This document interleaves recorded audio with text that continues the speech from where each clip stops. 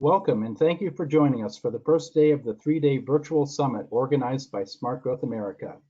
My name is Michael Bayer. I'm the Manager of Infrastructure and Development at the Maryland Department of Planning and Project Manager for the Smart Growth Information Clearinghouse, a project of the National Smart Growth Network that includes the website smartgrowth.org, where you can sign up to participate in webinars like these on a variety of smart growth and planning topics. I am honored to serve as your host this week as we convene an exciting group of experts, practitioners, and policymakers to discuss how to address and improve racial equity in our smart growth work. Our lineup of speakers will discuss how to promote equity in housing and land use, why Black and Brown businesses are key to neighborhood vitality, and how to right the wrongs of past transportation decisions that damage communities, and to promote restorative justice. This series will be recorded and will be available online after the event at smartgrowthamerica.org. We also hope that you will share your thoughts on social media throughout the day. You can tag us at Smart Growth USA and the hashtag SmartGrowthEquity. And we would love to hear what is resonating with you as each day unfolds. But before we begin, we'd like to get a sense of what brought each of you to the summit today. And we're going to launch a poll here to ask you why you joined. And you can see that it's opened on the screen. If you're having any issues with responding to any poll today, you may need to exit from full screen mode. So you can see here that there are 4 responses that you can select. I hear you're here to hear interesting people have thoughtful discussions about equity and smart growth, learn about how to change my own professional or personal practices, engage with challenging ideas I don't agree with or fully understand, or looked interesting, but I'm not quite sure yet. So we're going to leave this poll open for a couple more seconds to give everybody a chance to respond. It looks like about 40% of our audience today has responded already. So thank you for doing that. Just leave it open a couple more seconds to give people a chance to respond. Okay. So by far, the largest category here, 69% said hear interesting people, thoughtful discussions about equity. Secondly, 26% to learn how to change my own professional smart growth work. 5% looked interesting, but I'm not quite sure. And nobody responded with engage with challenging ideas I don't yet agree with. So we'd like to thank our presenting sponsors for their support in making this event possible. This 3-day virtual summit was made possible by Citi. Citi's Action for Racial Equity represents unprecedented effort to leverage Citi's core business capabilities and the Citi Foundation philanthropy to help address racial equity and justice in the U.S. Our gratitude also goes to EPA's Office of Community Revitalization, the Office of Environmental Justice, and Conflict Prevention and Resolution Center for their support. And lastly, the Maryland Department of Planning has provided immense technical support by running the summit each day this week. Finally, closed captioning for Smart Growth America's Equity Summit is sponsored by AARP. Information about how to view the captions is in the chat box. AARP's Livable Communities Hub is a rich source of free resources for local leaders on how to make housing, transportation, and public spaces work better for people of all ages and abilities. Visit aarp.org/livable to read more to sign up for their newsletter. You can also sign up for AARP's Livable Communities newsletter directly from your phone by texting Livable to 50757 to get regular updates on free resources and tools.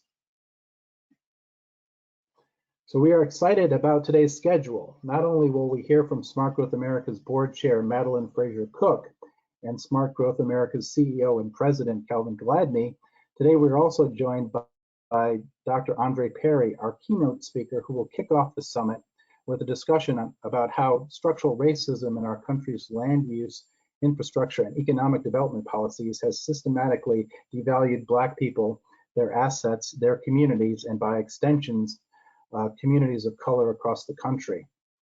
That's all before we jump into today's signature panel on dismantling exclusionary power structures that challenge smart growth and perpetuate inequity, led by Locus President Jair Lynch, which will also be followed by a Q&A. And this is just a reminder, we'll mention this again later. You can submit questions anytime on your screen throughout the event by using the questions tab, which is in the control panel, and we will go through these questions during the Q&A. Viewers of this live event are also eligible to receive 1.5 CM credits from the American Planning Association. To log your AICP credits, visit the American Planning Association's website at planning.org, log into your account, and search for the name of today's event, which is Smart Growth America's Equity Summit, Improving Racial Equity, Economic Inclusion, and Restorative Justice through Smart Growth, or use the code 9211345. I will mention that this is actually saved under the Maryland Department of Planning site, so if you search by provider, please use that. So with this, I'm going to kick off by introducing our following speakers today. First one is Madeline Fraser Cook, Smart Growth America's board chair. She is the Director of Government Investments and Technical Assistance for Local Initiatives for the Local Initiative Support Corporation, or LISC. Secondly, Calvin Gladney is Smart Growth America's President and CEO. Calvin is President and is a nationally recognized thought leader on the equitable and sustainable revitalization of communities. And finally, Andre Perry, a fellow with the Brookings Institution's Metropolitan Policy Program and scholar in residence at American University, and also the author of Know Your Price, Valuing Black Lives and Property in America's Black Cities. We do have the full bios for each of the speakers today on the summit website, which is available at smartgrowthamerica.org/equity summit. And then after today's opening speakers conclude, we will shift into today's signature panel, moderated by J.R. Lynch, President of Locus, Smart Growth America's Coalition of Responsible Real Estate Developers and Investors. He is also the President and CEO of Jair Lynch Real Estate Partners, a DC-based firm which has a track record of producing distinctive urban mixed-use projects for investors and a distinguished list of public, private, and nonprofit clients. Jair will be joined by an esteemed group of experts and practitioners from the field, including Mayor Joseph Curatone of Somerville, Massachusetts, who was first inaugurated in 2004, where he serves as the second youngest mayor in Somerville's history, and now in his 8th term, he is the city's longest serving chief executive. As mayor, he has implemented a wide range of reforms and new programs that have earned him and the city both widespread recognition. Somerville consistently tops lists of the most walkable and most bikeable cities in the United States. He will be joined by Chase Cantrell, the Executive Director of Building Community Value. Chase is the Executive Director of Building Community Value, or BCV, in Detroit. In this role, he leads a diverse team of experts in implementing BCV's training, technical assistance, and consulting programs. Chase is a critical voice in Detroit's policymaking and revitalization efforts and plays a critical role as an advocate for residents who work hard to restore and improve the physical infrastructure of Detroit's neighborhoods. And finally, Sakita Grant, the Vice President of Programs for the Solutions Projects, will be part of that panel. Sakita is an environmental policy and social justice strategist and joins the Solutions Project as the Vice President of Programs, where she oversees grant-making, policy research, and impact strategy support for more than 100 frontline leaders innovating in models for regenerative economy across the country and in Puerto Rico. So with that, we are going to have another poll here. We're going to ask you another question, and you can see it on the screen. Again, if you're having issues with responding to it, you may need to exit from full screen mode. The question here is, how would you rank your expertise in or comfort level with improving racial equity through your work? And you can click the number that best describes your level of expertise or comfort with addressing racial inequity. For someone with no real experience or comfort at 1, up to an expert at 5, where would you rank? And we'll leave this open for a few more seconds to give everybody a chance to respond. And we are getting responses in, so thank you for participating in this today. We'll be able to share that with you and with our panelists today.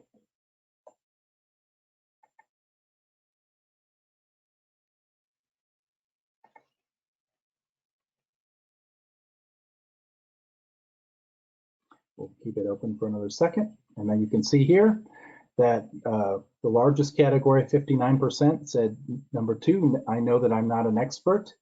23% have been at this for a while. 10% of our audience today, at least the respondents, are total novices in this area. 5% know what they're doing, and 3%, this is their wheelhouse. So with that, I am going to turn it over to Calvin Gladney to get us started today. Good morning, Calvin. Good morning, everyone, and thank you, Michael. And frankly, thank all of you for attending Smart Growth America's Equity Summit. Michael earlier as host got the honor and privilege of thanking all of our sponsors, but I wanted to quickly thank all of the individuals who particularly are our presenting sponsors. So quickly, Jasmine, Tina, and Jen at Citi, Michael Bayer and John Coleman at the Maryland Department of Planning, and Regina and Matt Dalby at the Environmental Planning Agency, EPA. Thank you not only for your organization's sponsorship, but for your individual partnership and thought leadership. We appreciate it, and it's making the summit just going to be an awesome thing. It's actually interesting because we did an equity webinar with the Maryland Department of Planning, and someone asked me, and it happens to me all the time, well, what is smart growth? Let's back up before we start talking about equity. So what I thought I'd do today is first talk about my answer to the question, what is smart growth? Tie that to how we center racial equity and some issues in that regard, and then talk about what we're going to do today and for the next couple of days. So what is smart growth? And I use the term, I almost say it's the 3 M's. Smart growth is a map, smart growth is a mindset, and smart growth is a movement. So smart growth is a map. It's a map, it's a roadmap, it's a set of directions to get to the type of places we all want. We want to live, work, and play in the kind of unique, vibrant, mixed-use places with lots of transportation options, and we want those places to be affordable to a broad spectrum of people. So smart growth is a map, a set of directions to get to that type of place. But it's also a mindset. It's a mindset that you apply irrespective of what you're doing and what you're building. But it thinks about, well, one, where do we build? And making sure we build where infrastructure already exists. We use the term location efficiency. As well as it thinks about, well, how do we make sure we make land use, zoning, and economic development decisions in a fiscally responsible way?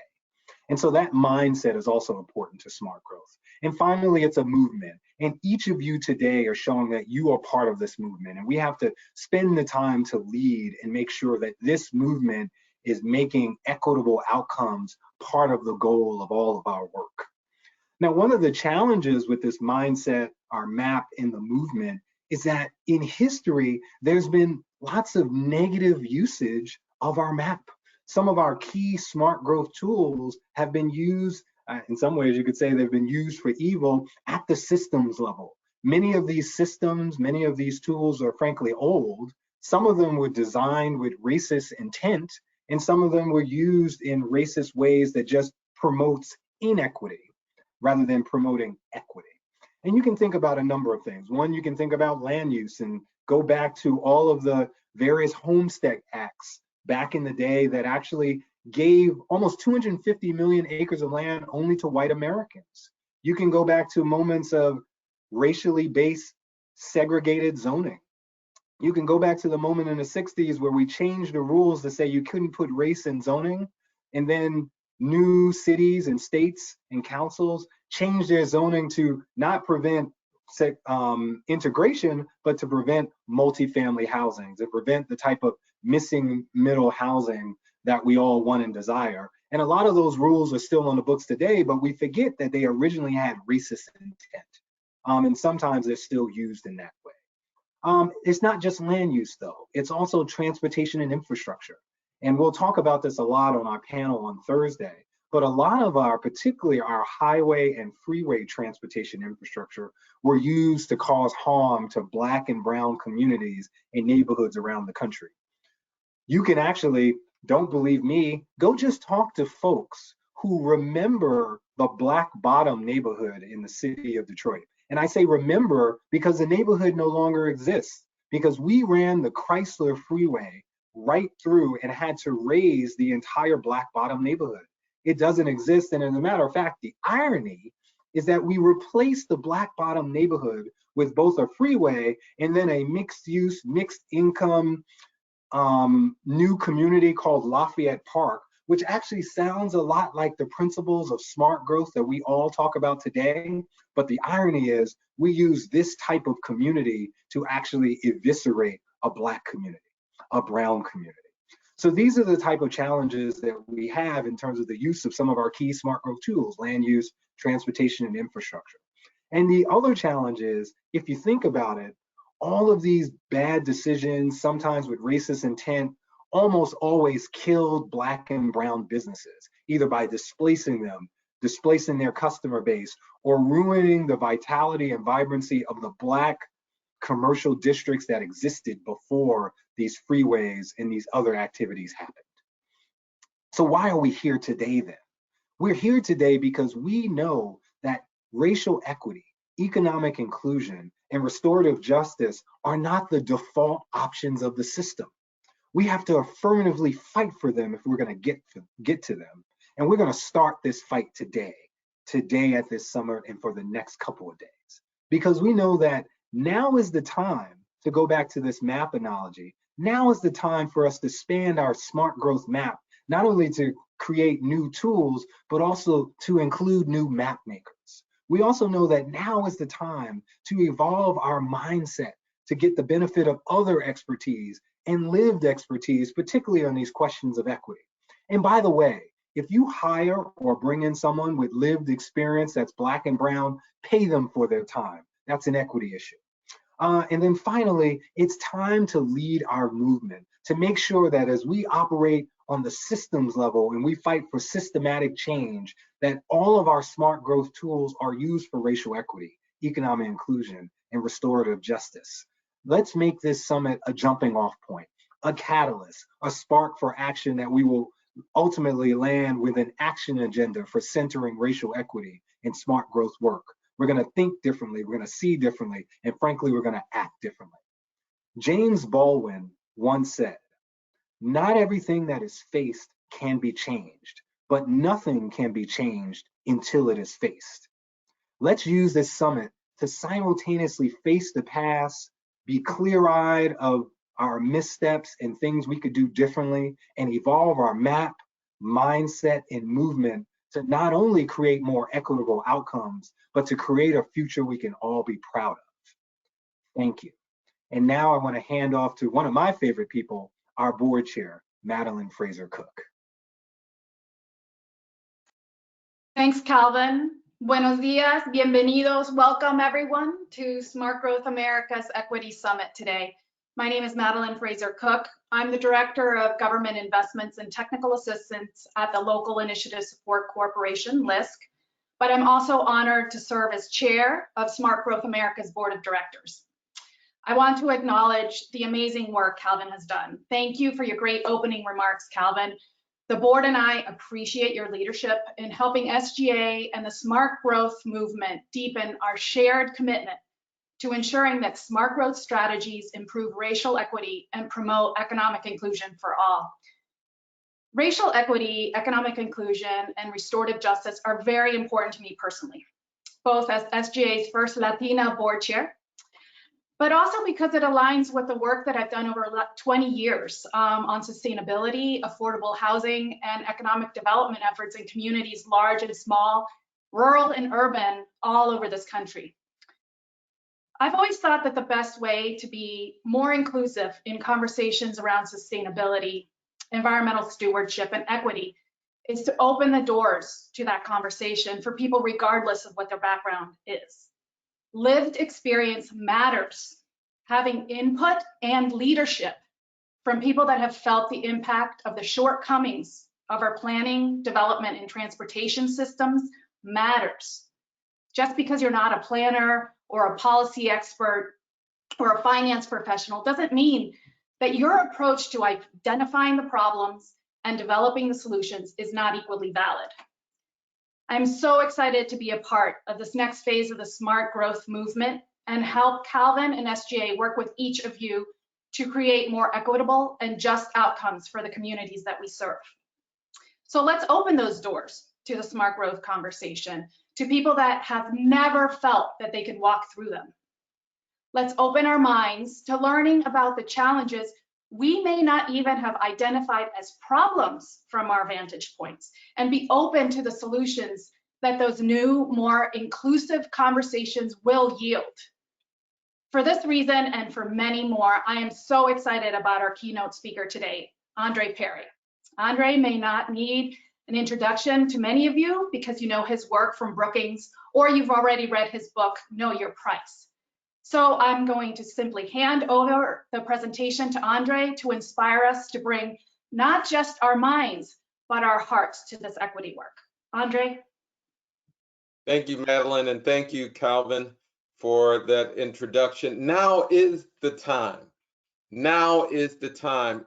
Just a few days ago, last week, or actually during the inauguration, President Biden released a series of executive orders. One of them was around equity, and actually he's going to be speaking on that executive order later today. In that proposal, he has requested the Office of Management and Budget to review all policies' impact on equity, in particular on its impact on disenfranchised groups. Now, what I'm about to present to you is that evidence. But I'm also going to encourage that everyone, including the president and the Office of OMB, be more proactive in our efforts to deliver equity to people. We don't need to be retrospective. We have the evidence. Now we need to find ways to measure bills' impact before they hit our communities hard. We know that land is power, particularly in the United States. It's power because who owns the land determines what kind of production occurs on it. I'm going to show you how housing impacts business, impacts equity overall. So bear with me as I start to share my screen. Hopefully you can see it.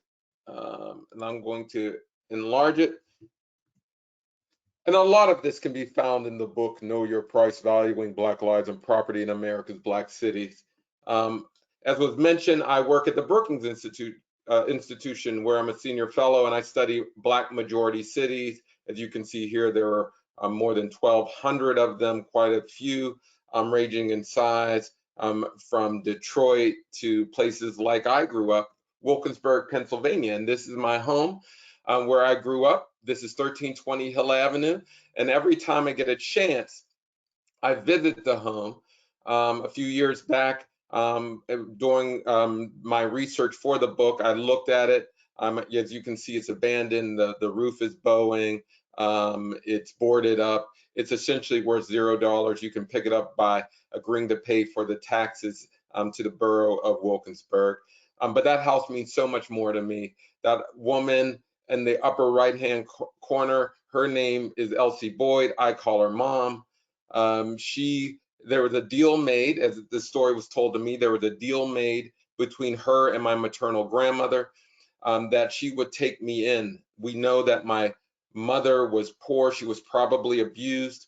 But along the way, I moved in. My older brother came along. I stayed till I graduated from high school. Along the way, other kids came in. Mom filled a breach that the federal government and private industry did not fill. She's one of those matriarchs, Black matriarchs in the hood who took care of kids. This is my father. One of the reasons why she had to take in kids, my father, he was a heroin addict. He was in and out of prison, where eventually he was killed in prison inside the Jackson Penitentiary, a few miles outside of Detroit, actually 45 minutes outside of Detroit. He died about a day before his 27th birthday. He left several children in his wake, and we're still reeling from that.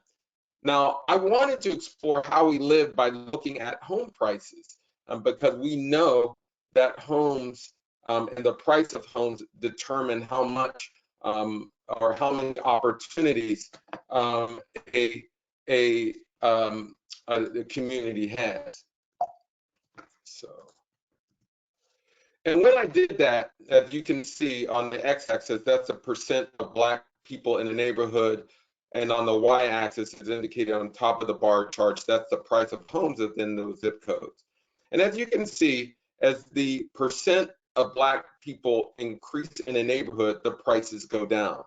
In neighborhoods where the Black population is less than a percent, on average, their price is about $340,000, and they're about half as much in areas where the percent or share of the Black population is greater than 50%. But a lot of people will say that's because of crime, that's because of education, but those are things you can control for in the study, and that's what we did. We took the absolute price difference, we looked at structural characteristics and neighborhood amenities like education, crime, walkability, all those fancy zone metrics. And what we found is that homes in Black neighborhoods are underpriced by about 23%, about $48,000 per home, and that amounts to about $156 billion. $156 billion. And this is occurring all across the country. Wherever you see a magenta circle, that's where devaluation is occurring. Wherever you see a green circle, that's where homes in Black neighborhoods are priced higher. Now, in Detroit, Michigan, the largest Black city, there's a 37% difference, about $28,000 per home. And as you can see, it ranges all across the country by metro area. Lynchburg, 81% difference, 81% difference. So if you helicoptered a home in a Black neighborhood and put it in a neighborhood where the shared population is less than 1%, it increases in value by 81%. Rochester, 65, Jacksonville, 47. And again, there are places where homes in Black neighborhoods are priced higher, 10%. In Nashville, Wichita Falls, plus 16, Boston, plus 23%. Now, I just want to be clear, Boston is no less racist than Lynchburg, but the home prices are higher. Now, I just always put this in perspective. What is 156 billion? 156 billion would have financed more than 4 million Black-owned businesses based on the average amount of that Blacks use to start up their firms. Would have paid for more than 8 million four-year degrees based on the average amount of four-year public education. Replaced the pipes in Flint, Michigan 3,000 times, overcovered all of Hurricane Katrina damage nearly, and just double the annual economic burden of the opioid crisis. The reason why I put that in there is because it is clear that if my father lived in a white neighborhood, he would have had better educational opportunities, job opportunities, better infrastructure, better recreational activities. He would have had the discretionary resources to go to rehab and other services, but he did not. And he eventually died. Now, he certainly died at the hands of another inmate, but I just want to be clear that devaluation, housing was an accomplice in his death. And this is why I say there's nothing wrong with Black people that ending racism can't solve. That executive order must address the underlying conditions that create devaluation and create a lowering of value of people, because really it's not devalued homes, it's devalued people. Racism follows Black people, and the way we view Black people comes out of the wash of housing data.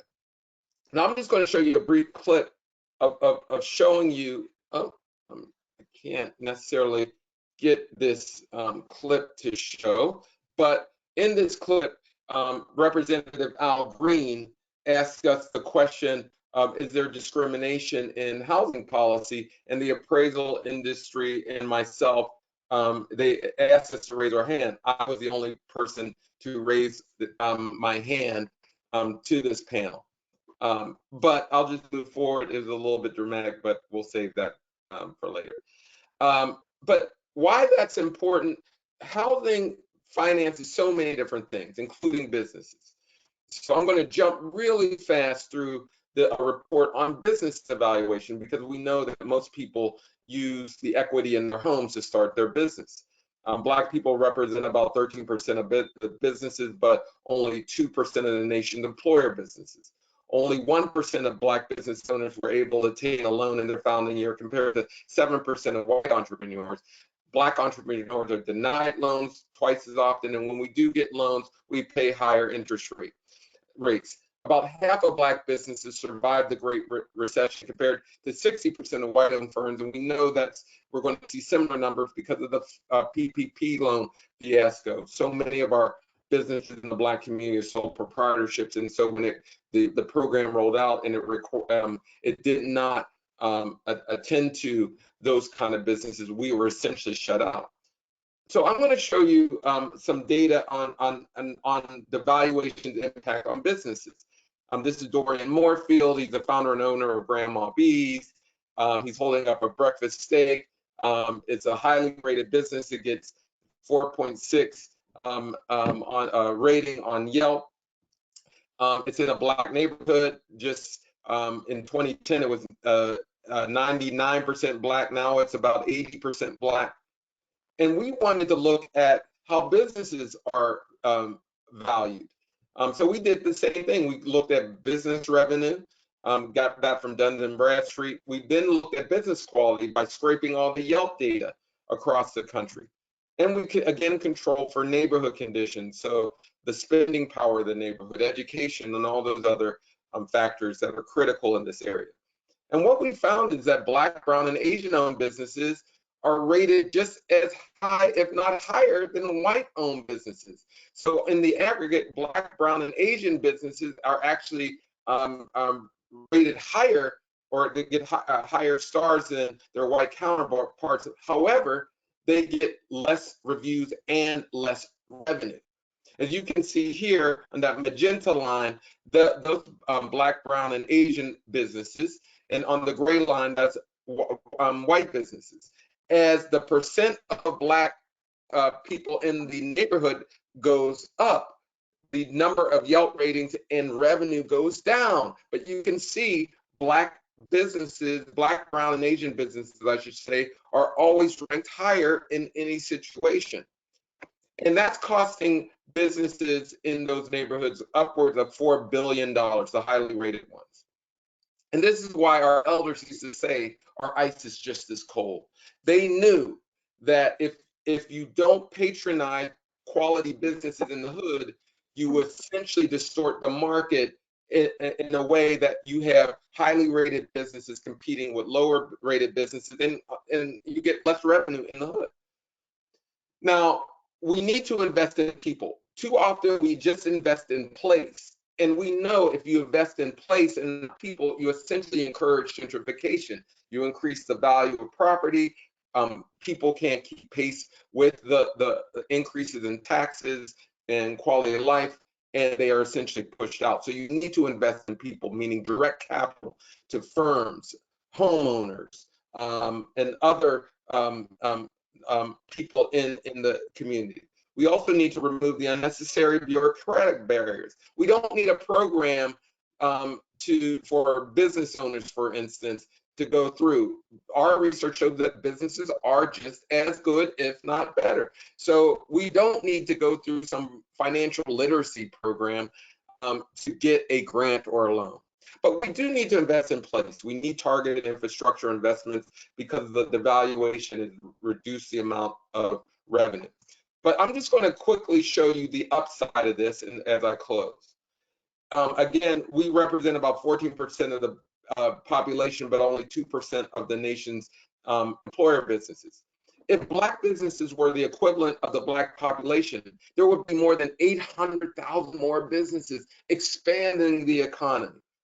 Currently, Black businesses bring on an average revenue about 1 million compared to a non-Black business's average is 6.5.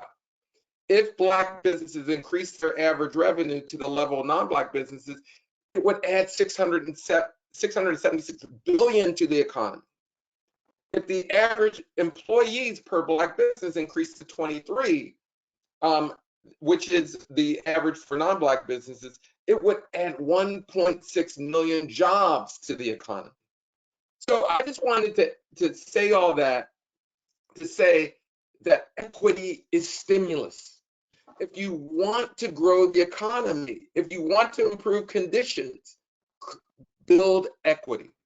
And in closing, I just want to offer to you a competition that we're doing in partnership with Ashoka. We'll be awarding upwards of $1 million or prizes up to $1 million to organizations who want to work on the issue of housing devaluation. So if you're a firm, an organization, you have a market-based or policy solution, we want you to participate in this competition. You can find out more, go on, if you Google me and Ashoka, you'll find our ask for this competition. We'll be opening it up. And at this point, I want to stop showing my screen so I can close out. But again, now is the time, repeating Calvin's phrase, now is the time. We have a president who, for all accounts, said equity more than any other president in history. Let's be real about that. And we have an opportunity to change. So I'm going to hand it over to our leader here, or our host, Calvin, or our host. But I just want to thank you for giving me the opportunity to present to you today.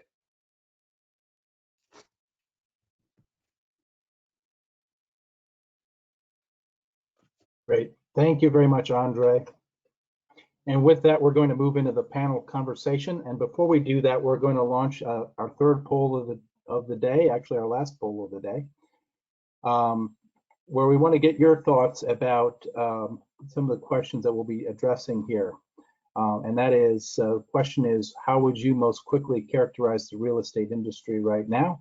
Again, hopefully the question is available for your response. If you're having some issue, you may need to exit from full screen mode. Sometimes it doesn't work. GoToWebinar can be a little bit quirky, but please do respond if you can. You can see the 5 responses that you can select from: behind the times, ahead of the curve, hamstrung by the rules of the game, just responding to incentives, and doing a heck of a job. So those are your options here, and we'll leave it open for a few more seconds. It looks like about a third of the audience has responded, although those responses are coming in now a little more quickly. So we'll just give everybody a chance.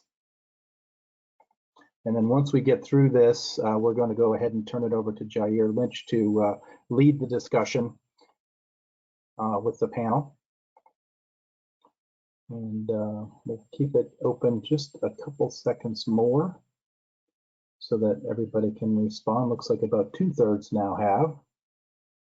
So John, if you want to go ahead and close it, that's okay. Okay, so of the responses here, the largest category, 43% behind the times, 37% just responding to incentives, 18% feel hamstrung by the rules of the game, and then 1% each for ahead of the curve and doing a heck of a job. So with that, I am going to go ahead and turn it over to Jair Lynch, president of Locus, Smart Growth America's coalition of responsible real estate developers and investors, who's going to lead our signature panel on dismantling the exclusionary power structures that challenge smart growth and perpetuate inequity. Hello, everyone.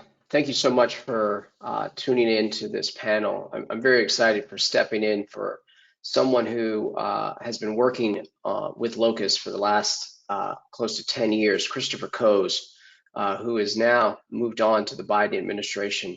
And myself and Calvin Gladney couldn't be more excited about the work that he's going to be doing inside the Biden administration, and how that is continuing to affirm the work that's happening here at Smart Growth America, as well as with Locus, which is a group of responsible developers throughout the country who are aligned with the goals and mission of Smart Growth America in terms of creating walkable urban places and making sure that we have policies that enable that.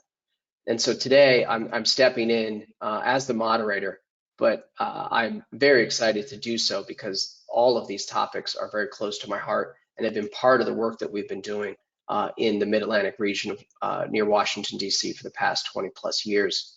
I have three great panelists who have been introduced previously. And so the topic today is how we're going to dismantle exclusionary power structures that challenge smart growth and perpetuate inequities. We'll continue to go into the three topics that Calvin mentioned earlier with MAP, mindset, and movement. And we will make sure that we actually come up with some tangible ways of which everyone could walk away from this panel with tangible ways in which they can move through all three of those components and really make a change over time.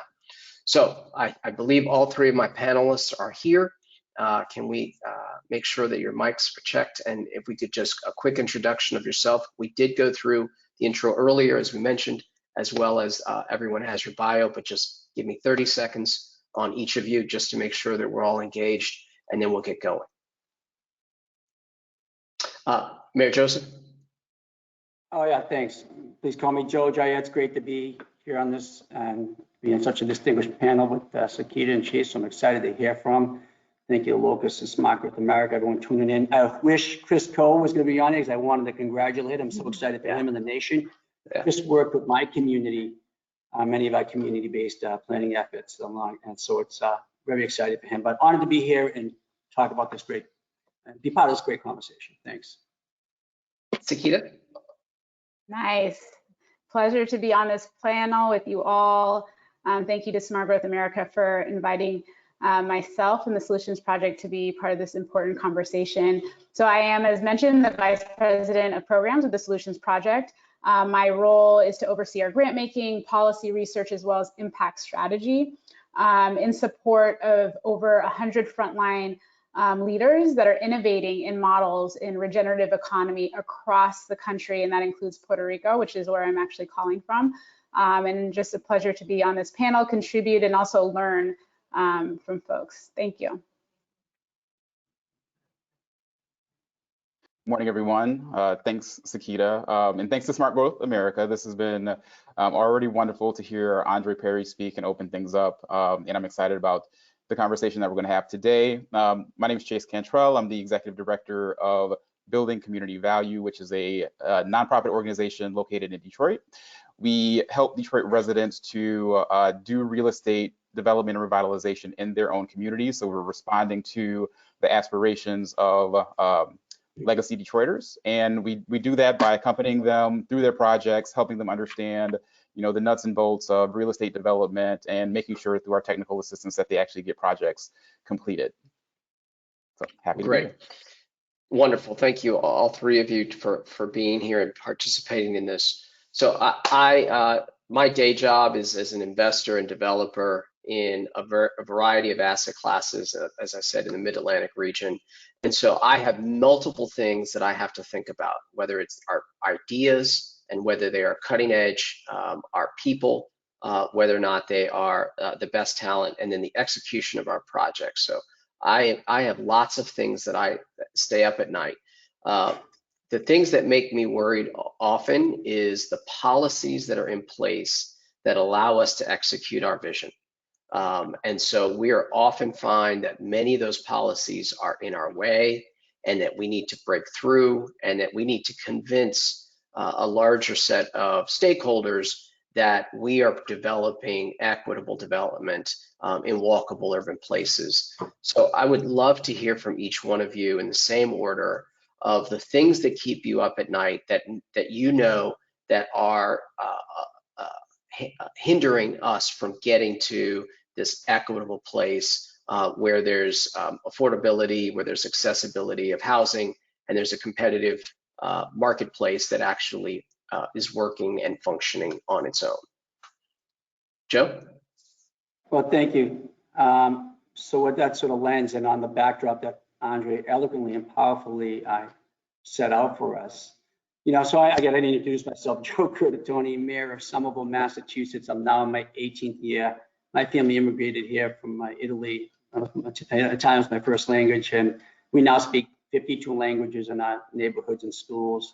We're closer to downtown Boston than most of Boston. If this was the New York metro area, for some perspective, we'd be Brooklyn, I guess.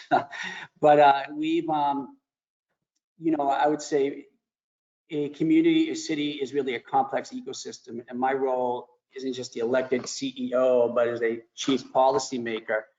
And what's important in this conversation, as we describe sort of narrow examples of this of problems or challenges, is to understand in the broader sense, and Andre really opened this up well, is how do we approach it? And for us, it's in the lens of equity, but really structural racism in public health. Who gets an opportunity, the same opportunities I had and my parents had, to have a job, rent a home, buy a home, start a business, to develop the land and craft the future and then be a part of it. So Somerville has been very popular from the investment side, and we understand, I certainly understand from the development and investment side, people want transparency and predictability. So don't the people who live here, to make sure that our hopes and dreams are achieved, and they're part of that.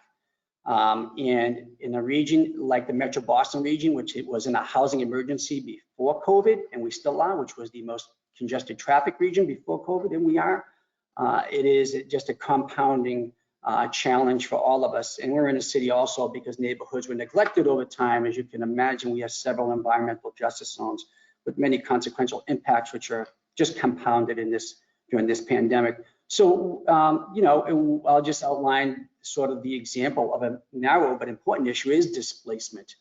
And I'll share a story briefly. About 4 years ago, a woman who was a Haitian immigrant knocked on my door on a Sunday. It typically never happens, and she was very lovely. And just wanted to share a story, wasn't complaining, wasn't even angry. She says, I thought you should know how much I love this city, how much I appreciated being part of here, and the opportunity gave my feeling that I had to leave. I just couldn't afford it. I really wanted to be here. I had to leave. And that is a common story. So as we think about the growth in Somerville, which over the last several years, if anyone's in the investment community, development side, you know it is through the roof. And we plan for it, plan for the great infrastructure investment, expansion of transit. But we have to make sure that the people who sought those hopes and dreams and crafted it, that they get to ride those trains. And I'll talk about this later, but enjoy that future. And that is a challenge for us and for every community. And when I go back to Andre's conversation, I remind you, it is through the lens of public health and racial and social injustice and equity, because that there is a structural, you know, there is structural racism in the system that we own it now. So the problem, one example of that consequence of that system is displacement.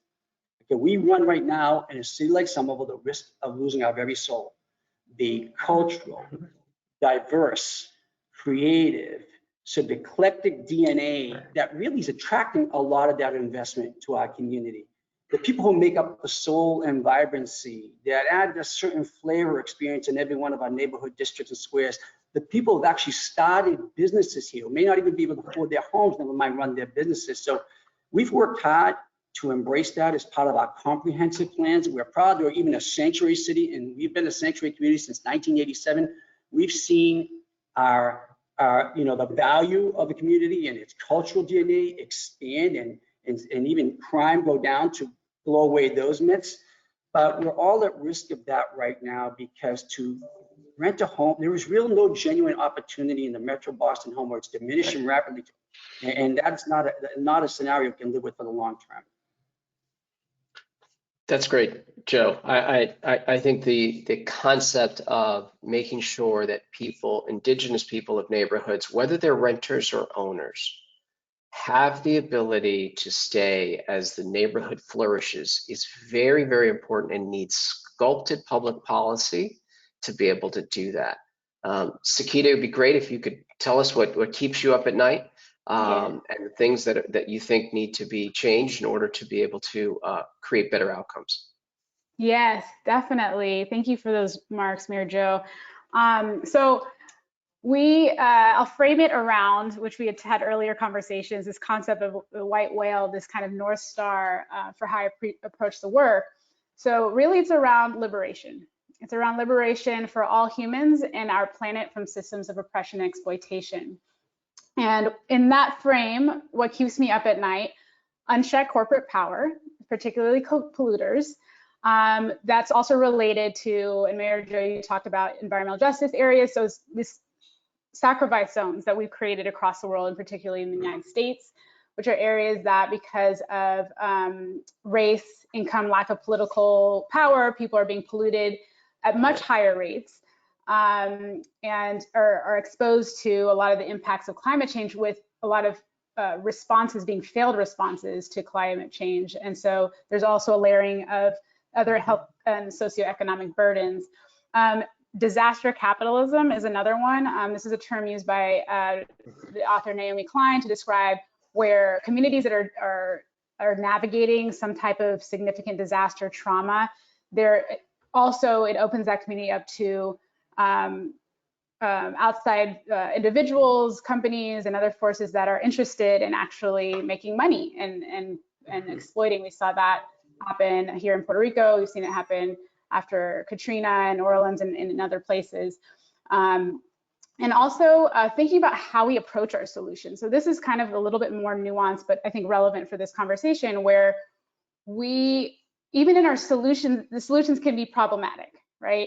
And so there's good intentions around bringing investment in, but if it's done, again, reinforcing inequities, then you see situations where communities are, again, extracted from and exploited, and at a minimum, and this is, back to Mayor Jo, your remarks, aren't in a position to benefit from the investments that are coming in.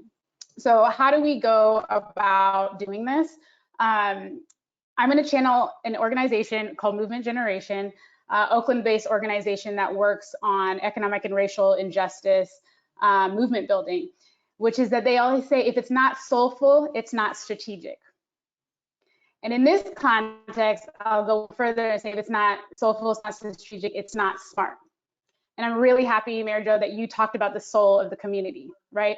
And so this really calls for us to center morality and center these other aspects of how we want to be as a society that take us a little bit outside of some of the more kind of financial and some other kind of lenses that we might use. And as Calvin had laid out previously, growth is not always good, right? And we've talked about that. And so we have to be really intentional. We need to drastically change how we relate to Black and Brown low-income immigrant communities and other historically marginalized communities. Currently, we often operate in ways where government and private sector are not ensuring or even allowing for communities to be in the room when decisions are made, let alone at the table, let alone ideally leading the discussion, and for us in my work particularly, actually providing the vision for where we want to go and the solutions for how we want to get there. And to be, as we mentioned, in a position to benefit equitably from the policies and investments. So one way to do this is just simply to partner with, invest in, and listen with frontline communities and leaders. And when I say frontline, that means communities that are currently and historically burdened by economic and environmental externalities of the systems that we use, right? That are heavily polluted and have been, oppressed, marginalized in different ways, underinvested in. So today I'll focus on, I also think it's really important that we mandate justice in our laws and policies and stop making this optional.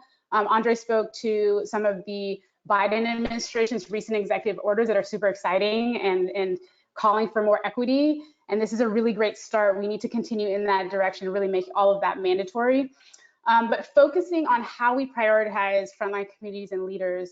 So at the Solutions Project, we believe that the people closest to the problems innovate the most effective solutions. And that's mayors, that's local government, that's community members, young people, our elders. These are folks that are closest to issues. We should listen to them. We should invest in and amplify the genius, the leadership of Black, Indigenous, immigrant women, and other people of color-led organizations and movements. From our experience, so we operate as an intermediary grant maker focused on culture change and narrative shifts around these issues. So we've seen what's possible when there is this bottom to top, what we call reset, and who leads innovation and who's even considered an innovator or an entrepreneur, and where we look to invest, as well as how communities can steward land with a value system. So that goes back to kind of like the soul, the morality, right? This value system that understands our interconnected relationship with nature and each other. So we raise money and also media attention, so leaning into this narrative and storytelling to direct media attention toward Black, Indigenous, immigrant women, working class, and other leaders of color in cities and rural contexts, not only imagining, but actually creating these land-based climate solutions. So I think I have some time, so I'm just gonna give some examples if that is helpful. Yes, absolutely. There, I'm looking at you, yeah, okay. All right, so a few examples. Uprose, organization in Brooklyn, New York, historically underinvested in and also a legacy leader in many different movements. But Uprose is not only a key leader in New York's Frontline Coalition that they won a Climate Leadership and Community Protection Act in New York. So that sets a 100% goal around clean energy, and also inspired one of the movements that inspired, I don't know if you all have seen where the Biden-Harris administration is committing to 40% clean energy investments in environmental justice communities. But this was part of their economic development vision, right? They came up with a vision for their Park neighborhood, which is mostly Puerto Rican, Dominican, and Black communities. And they just won $200 million in public investment for wind energy, right? Clean energy. We see how these threads between social justice movements and creating, a more cleaner environment. Miami Climate Alliance, so going down south, they won the country's first municipal bond, so $400 million focused on affordable housing as a climate solution. So affordable housing that includes energy efficiency, solar, stormwater management, all of these good things, and also helps ensure that people have an affordable place to live. Native Renewables is another one I'll mention, and then I'll start wrapping up. Native Renewable, there's a lot of great examples. Native Renewables, they created an off-grid solar solution that serves 15,000 households, right? That don't have basic water and electricity infrastructure on their reservation. And they did this with a strong culturally resonant land-based solutions framework. So they really leading in that vision.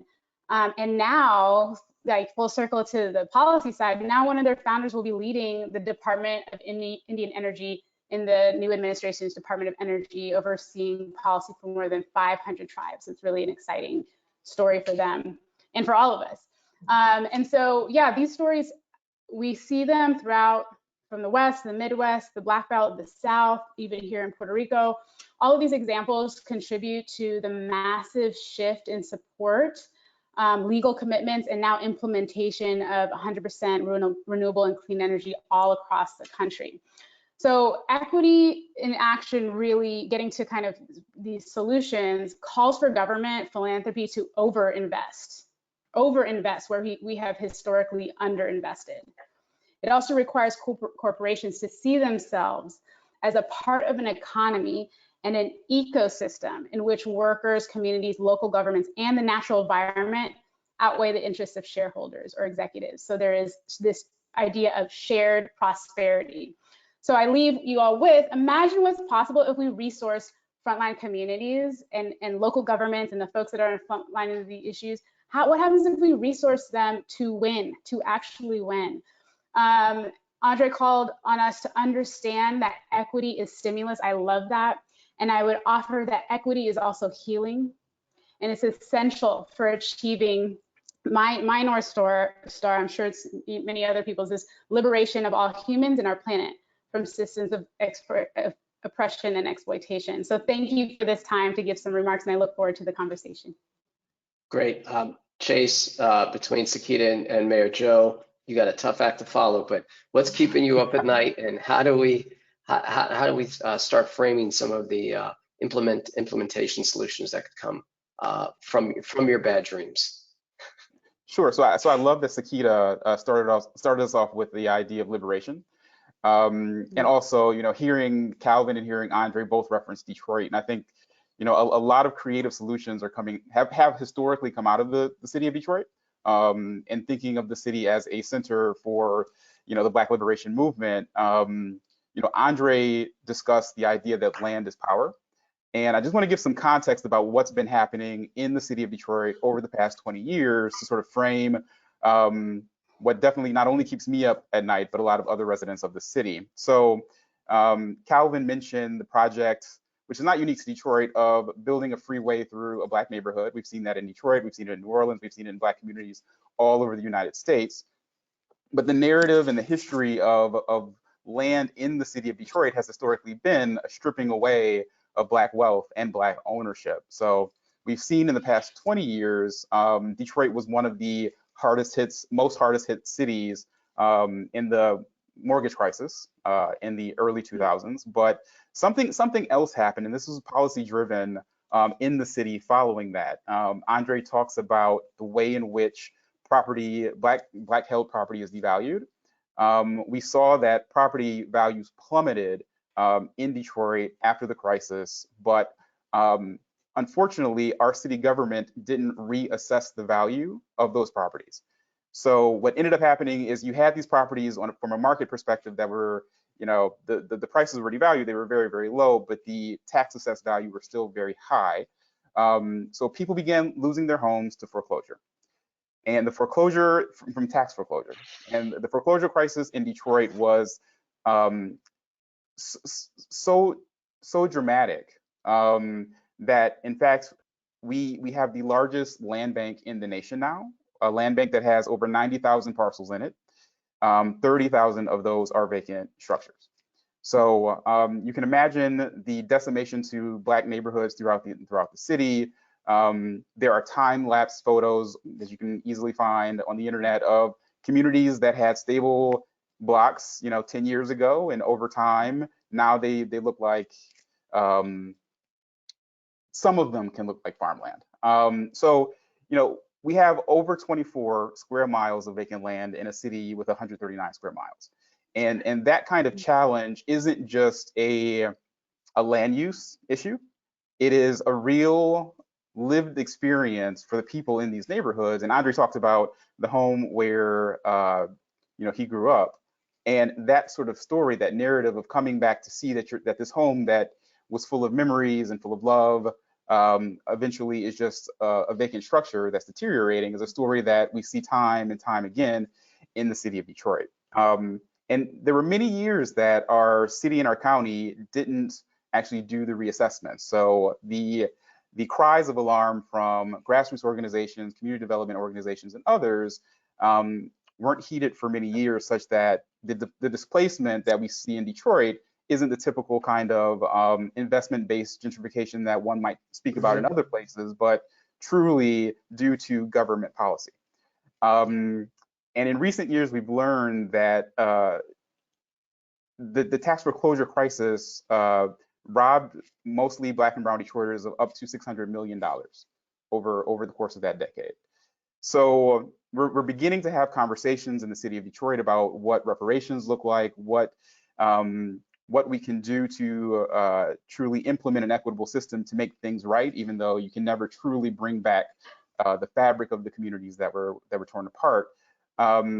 So in the work that my organization does, building community value, we hold this history of knowing what has happened to these communities, but also understanding that to what Sakita said, those who are closest to the issues are also closest to the innovation, to righting the wrongs. There are Black Detroiters who live in these neighborhoods who have visions of what their neighborhoods could become, have an understanding of how they want to plan for their communities, vision their communities, and rehabilitate and revitalize their communities. And what keeps me up at night is, even though we have a land bank with 90,000 parcels in it, there's often not transparency in how Black residents in the city can get access to the land. So again, thinking about land being power, we see that those visions, that creativity is not being valued in how these neighborhoods want to recreate themselves. And instead, the national narrative, at least from my perspective, of what Detroit has become, it's gone from stories nationally about a mismanaged city, the largest bankruptcy in the United States history, et cetera, to being a city on the rise, a city experiencing renaissance, a city that is coming back. But that narrative also often has a white face.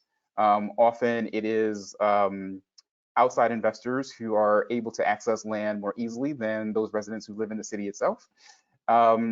So what keeps me up at night is access both to the land itself, which, living in a typical Detroit neighborhood myself, it is frustrating for many residents to experience what seems to many to be a black box of, how do we actually begin to implement the things that we want to, knowing that there's the opportunity, but also the challenge is so great with, if the city itself owns 30,000 parcels, there's another 20,000 that are privately held. No single developer, large or small, can fix that problem. We really do need the innovation of community members and neighborhoods throughout the city to actually respond to the challenge that we're seeing. So part of what Building Community Value does is work as an advocate on behalf of residents who come through our programs to put them in touch with and help to advocate on their behalf with city government, with lenders who are beginning to understand, again, how we respond properly to the challenge and finance and resource Detroit residents who want to bring their neighborhoods back to life. So one of the things that we're really working hard on now is understanding how we not only create temporary solutions, which I think of, a lot of people are talking about how do we develop equity funds in Black cities and Black neighborhoods? How do we begin to envision that sort of private capital and investment into these sorts of strategies, but also beginning to think through how do we not only create those kinds of band-aids, but how do we actually change the system of lending and the financing system in our nation? So, speaking with banks, not only about supporting, smaller projects, but how do we get community underwriting? How do we get other ways of financing within the actual financial institutions themselves? And that's a heavy lift, but those conversations are beginning in cities like Detroit and elsewhere. So those are honestly the things that keep me up at night, access to land, access to capital, and thinking about Black liberation. A lot of times those structures are led by folks who don't look like me, sitting in places outside of the city of Detroit. So thinking about most of our financial institutions here, the underwriting systems don't actually take place within our city. So it's how do we get more equitable standards that help people to realize what the value of our neighborhoods really are. So I appreciate, what Sakita brought, Mayor Joe, and, the words of Andre earlier, thinking through, thinking through liberation through some of these economic lenses, especially through access to land and access to capital. Great, Chase. Thank you so much. Mayor Joe, you're hearing from, I'm sure, from Sakita and Chase, and they mirror probably many of the constituents in Somerville. How do you sit in front of your budget and look at the budget for your city and try to address some of the issues that Sakita and Chase brought up, and just give us 30 seconds and educate us on the big buckets, the big rocks inside your budget in terms of what you have to play with and how you're making decisions, so that we could bridge this discussion and hopefully come up with some implementation solutions that people could take back to their local jurisdictions. Sure, without boring you how Massachusetts municipal finance works, because there's very little discretion, but I put it in the context, our plan set out for the community for the growth we experienced was intended to reinvest back into the people who drafted those plans, who sought that vision in the community. So investing in the ability for, and programs to support housing needs, our education system, opportunity. As we think about the budget, the bottom line of a budget tells you a story. It tells you whether you paid your bills and you can meet your liabilities. But we're in the best fiscal position we've been in ever. But a budget's not going to tell you, your bond rating, whether life's worth living in. You have a future here for yourself or your family. And that's how the context and the lens we look at our budget. Are we meeting our oriented values to make this community an exceptional place to live, work, play, and raise a family or grow old for everyone who wants to be part of it? In Washington, D.C., for instance, and I think our mayor has done a fabulous job in terms of investing in the production of new affordable housing.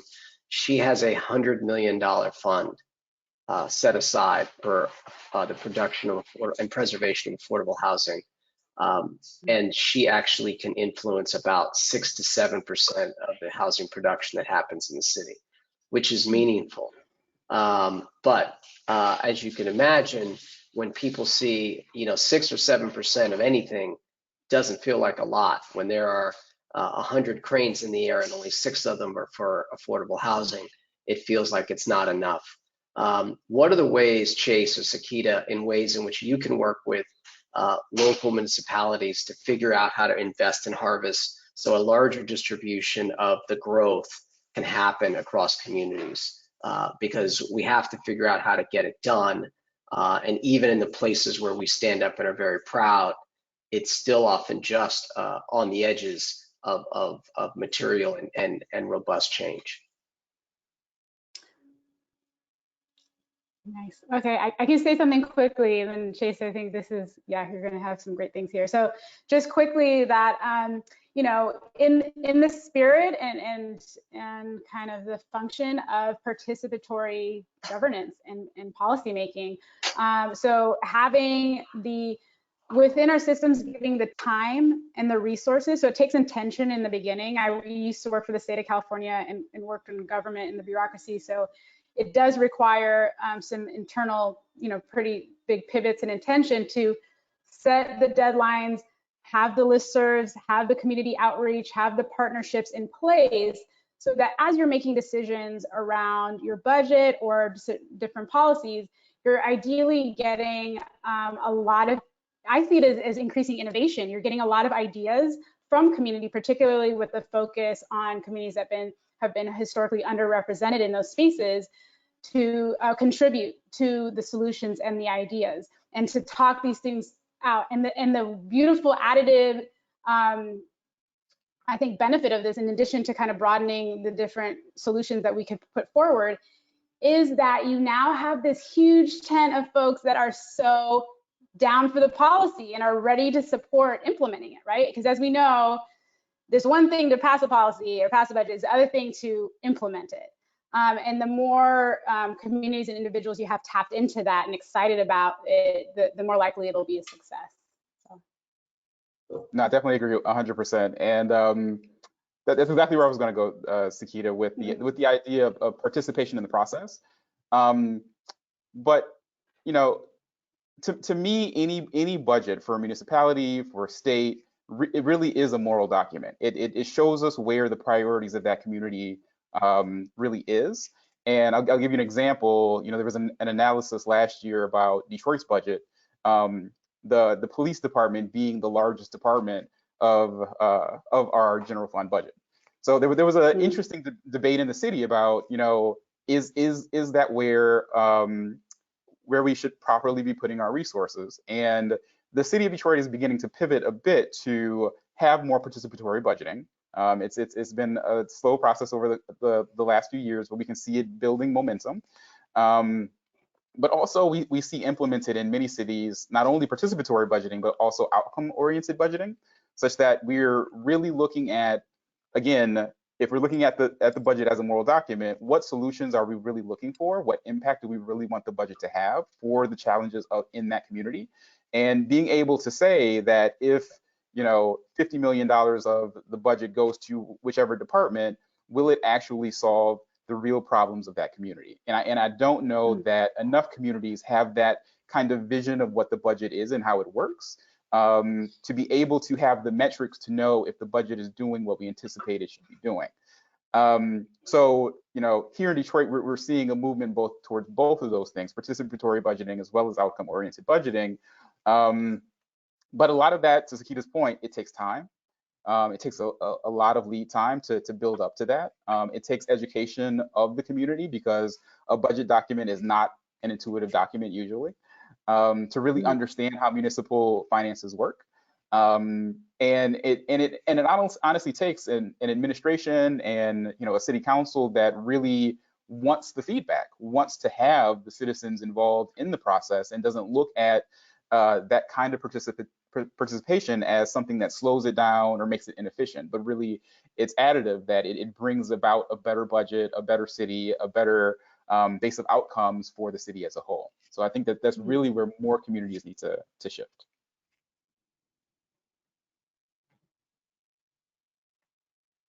If we played a little role reversal, and Mayor Joe, I'm assuming that the Office of Zoning and your land use policy falls under your purview and is not outside of your purview.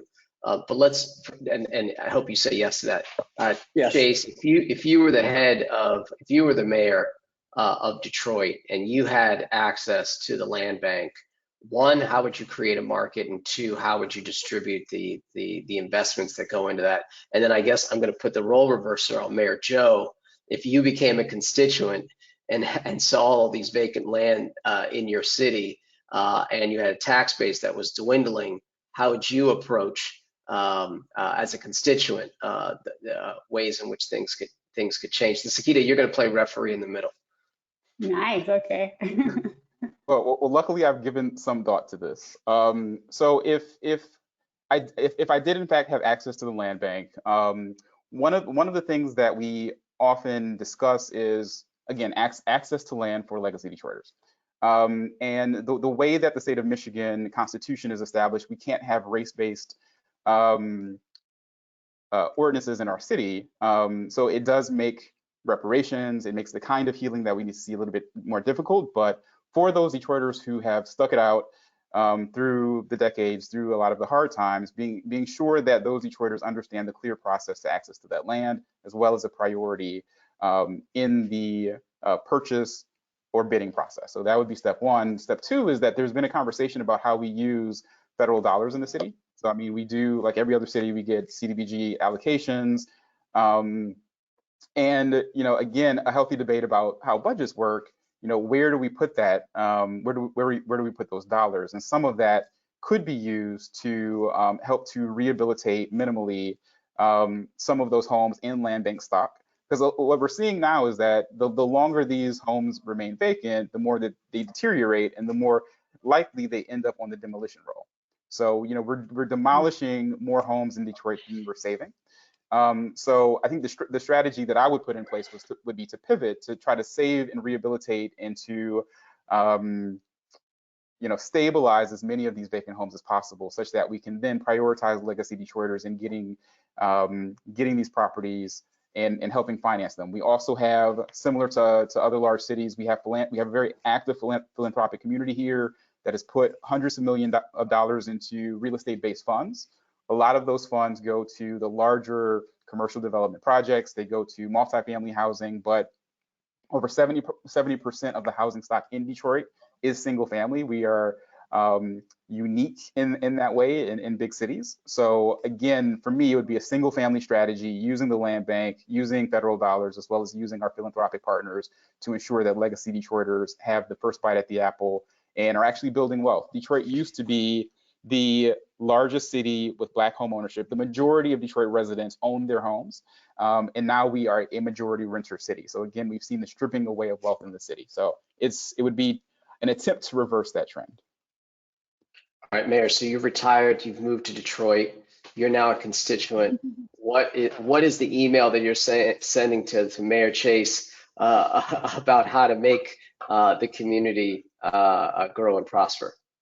I'd say, Mayor Cantrell, I voted for you. I'm so excited about your policies and support all of them, and I want to share you my experience from Somerville, as well, to complement the great work you're doing here in Detroit. So much like Somerville did, to utilize zoning and reform really what is a tool of the status quo, unless we reform it, zoning to unlock the potential of building more housing, whether it's tools like inclusionary tools in zoning or other impact fees that allow for the investment of building new housing, but not just in communities and development areas to become gated, but as you've done sort of with the land bank, some of those going with the land trust and committing itself to make sure that a certain percentage of the homes and units in Detroit remain affordable, deed restricted. And to reinvest all that new growth happened in Detroit because of your administration and this community's hard work back into moving those programs forward. And also to empower, again, those, as we heard back in Somerville, with the perspective that is closest to the pain, that can share our experience and make sure we own part of that future. And the value to you, Mr. Mayor, in Detroit is we'll help grow the city. We'll bring tax revenue back. And when we stay in the community, we create vibrant neighborhoods. We start businesses here. We create an atmosphere that people want to be part of, including new industries. So I'd love to share those stories with you. I think that would be a great conversation. Role reserved. There might be a movie that comes out of this, or at least a Netflix show.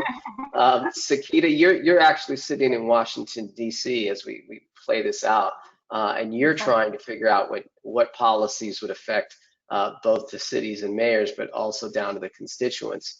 And what are you thinking about the land bank strategy and how that can be accelerated from a federal government perspective? So, great question. I love the remarks that Mayor Joan Chase have brought forward. I think what kept coming to mind is accessibility, right? And accessibility there's different factors in that. One, and I think Chase, you did speak to this, is access to information. Access to information about the procedures. Not everybody gets to be on this amazing panel to have direct, access to Mayor Joe and Chase. And access to data and research that helps people to to participate meaningfully and make informed decisions and engage. So really it's about, for constituents and community members, what are the points of access? And I think there's a lot of, ways you can support this. One is actually in policy. So writing policies that require that there is access, that communities, maybe you have a advisory committee, or I don't know, something that requires that the community members at the table. And then there's also a resourcing, which is what we focus on, a resourcing of community-based organizations so that they have the capacity and the technical assistance and all of that to engage meaningfully in these conversations and to put forth their idea and vision moving forward. I think that it's also important for there to be the storytelling. So this is another thing we focus on. And again, I'll reference back. I've worked for the state of California government, where I realized how important, there's a lot of great things that are happening. There's a lot of not so great things, but how do we tell the story so that we can replicate our wins and really start to understand in a broader consciousness across communities what's not working well, so that we can start to kind of shift our energy and be really efficient with how we show up in these systems that are not built for, have not been built, as we've talked about, for the thriving of Black and Brown immigrant low-income communities. So we can shift that, I think, in many ways through storytelling and media to get more people involved and engaged in shaping that. This is a little bit off script, and so this is kind of, let's call this a bonus round, but a lot of people have talked about the dismantling of local news and the, let's call it old style media, print, local newspapers, etc., has left people with the inability to get information about whether it's politics or land use or things that are happening in their community. What would be, each one of you, what would be the recommendations? Do you agree with that thesis, and what would be the ways in which, in order to be able to tell the three pillars that Calvin mentioned earlier, map, mindset, and movement, how could a very hyper-local information, social media, whatever platform you want to utilize. But Sakita, to your point, how do you get these storytelling out at the local level in order to be able to make those three things move forward?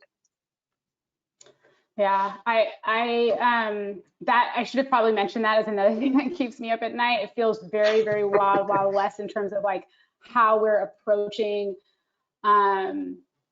facts, science. So we work in climate change, and so we've been feeling that assault on research and science and the like.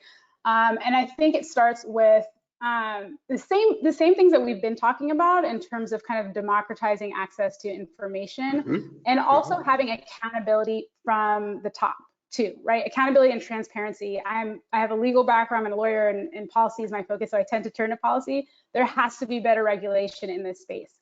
And I think it's very important for there to be, and we do this with, you can't completely lie about the product you're selling, right? You could be sued and held legally accountable. So I think there's ways that we can step in with some morality and some refereeing. And I think government can be a good stakeholder in that. I've also, talking with folks in my network about this, and there's also a flag of that could also be used for bad things. So I think it's really important how we do this, but certainly having some standards of how we share information. I think it's, the local news kind of phenomenon that you brought up, I think is, for me, I think personally is very sad. And I hope that we can learn as a society to kind of make sure we don't lose that part of our soul, because I think there's a lot of value in how localized that is and how accountable those news sources are to the people, right? And so that's what kind of makes a lot of these things tick, that transparency and accountability to people on the ground. And with shifts into social media and the like, we see that less happen. I don't know that it happens at all, right? And so it happens maybe in different ways, and that you have kind of like just a lot of people that are either liking or not liking. So I guess more likes means one thing, but as we've seen, there's a lot of misinformation. I think that there's a role in policy to correct that. And, framing it in this conversation, it is essential.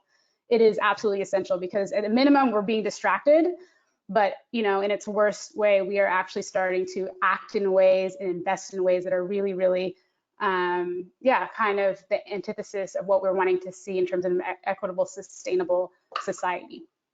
Right. Chase, if you're next, then I'll let Mayor Joe wrap up on this bonus round. Sure. So I'm actually really proud of some of the examples that are happening in Detroit. So, there is a movement towards solutions-oriented journalism in some geographies. And in Detroit, we have something called Outlier Media, which started off as essentially a text message service to Detroiters. We know that here in the city and a lot of other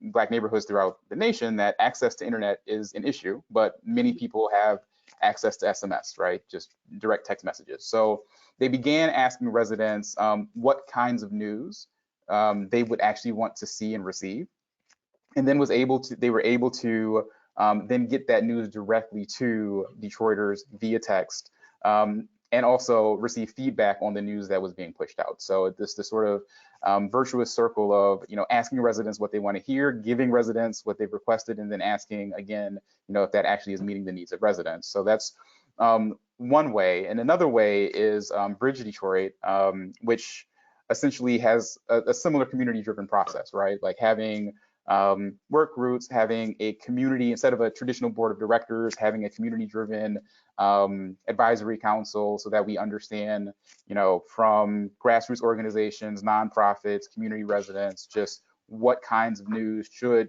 news organizations in Detroit be covering, and how do we do that in an authentic way, getting to voices that we normally don't get to.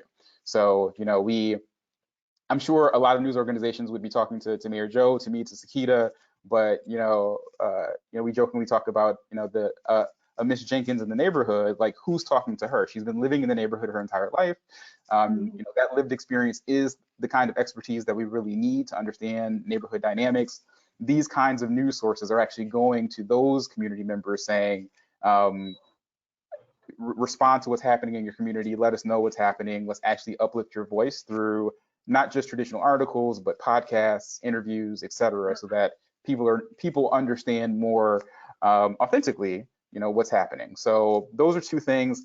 There's a role for government to play in that, being able to be more transparent with information, getting information to those kinds of news outlets such that it can be fed out to neighborhoods. And also, some of the more traditional think tanks being able to partner with those more community-driven outlets to be able to match the research that's happening at a more esoteric, higher level to the kinds of information that residents really need to receive. So there is a way to pair a lot of these kinds of initiatives. Wow, Mayor Joe, I've got to ask a question. This Outlier Media piece, I mean, you can talk about the three kind of worlds. Is this philanthropic led? Is this a social entrepreneur, or is this a traditional business, this Outlier Media? So that's a good question. So I know that they do receive philanthropic funding. I don't know what their other revenue sources are though, but I do know that, you know, at least the startup was via philanthropy. Okay. Yeah. Mayor Joe? Yeah, you know, obviously the way news media has certainly evolved, good and bad, over the years, and not having like a robust local coverage or newspaper as we used to do, I think it's had a negative consequence. There's also been new technology. We've all participated in that, and that's opened up other opportunities. But what we found here in Somerville, interestingly, several years ago, and we've been renowned for having 360 degrees of communication that's 10 miles deep, that we'll use our immigrant population. More than a third of our immigrants who don't speak, obviously they don't speak English as first language, weren't receiving more than 90% of our communications. And if we really want to allow those closest, depending with the greatest perspective, to own the work of where a community goes and envisioning its future, you know, we had to address that. One solution to that is we created the Somerville Office of Immigrant Affairs, and where we have liaisons engaging the community, helping us to connect in the venues they feel most comfortable and confident, especially in the last several years where we had an administration and a president who really just, we all know, supported and perpetuated and endorsed really white supremacist and hateful and cruel policies and messages, and pushed people, hardworking people who love this country as much as you and I, into the shadows, and attacked traditional minority communities like African Americans. So the ability to understand how the conduits of information they trust most and would engage with better was important for us, and we've improved upon that. I think we need to recognize it's ever evolving, and moving forward, we can't rely on one form or another, and there's never too much redundancy, I'd submit, in how we communicate, engage folks, and especially since, again, what we traditionally thought as objective journalism and media has been sort of a dying breed phenomenon. Right.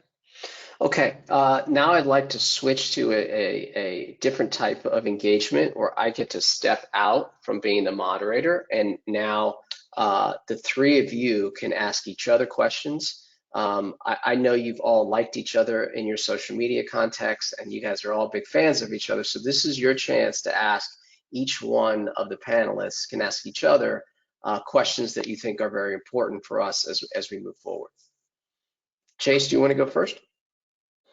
Sure, I'll kick it off. So to Mayor Joe, we've talked a little bit about affordable housing, and I think that every mayor has that on their agenda. But outside of traditional development practices using, federal tax credits to create affordable housing, is it ever appropriate to, as a municipality, to have market interventions cap on the market value on property in a city? We talked about the Detroit Land Bank earlier, but are there interventions that that's appropriate for a city to take to actually intervene in the market to keep things reasonable? Yes, it is, and I'm going to tell you how I came to the other side of this argument over the years, from what I've seen, having grown up, and what I've experienced from the stories people have shared, and seeing the displacement of our community in the region. So we've done a lot of things in some of, like other communities, and trying to address the affordability crisis, whether, again, it's been inclusionary additions to our zoning. So now everyone has to build 20% affordable housing, investing in programs like our 100 homes programs to 2000 to target a certain segment of our property, percentage of all our residential properties to be deed restricted as permanently affordable. But without addressing structural issues such as the overall zoning code in this state and the market forces that leverage that, and what we see is really we see that just displacement on steroids. Right now, housing is treated as a commodity, not a human right. And there are real human consequences, health consequences, and economic consequences to our community in the region now, presently, in the future that are at stake here. So, Somerville, and I'll give you an example. If you wanted to buy a two-family home in Somerville when I became mayor, you could probably do it for, say, $400,000.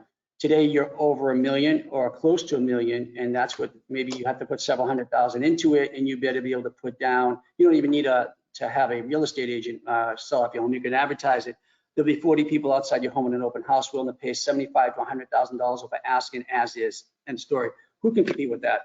I mean, who can? And, you know, so on my street, you know, my neighbors, they're all going to be displaced. And yeah, well, we're doing some really good things around inclusionary zoning for new development. We don't want to become a gated community where everyone who needs a home, who can't afford it, just has to live in one of those transformative areas of the city. We want to be integrated in every street. So the rental market, you know, we have the ability here to rethink issues like rent control, which I'll tell you, I was firmly against before.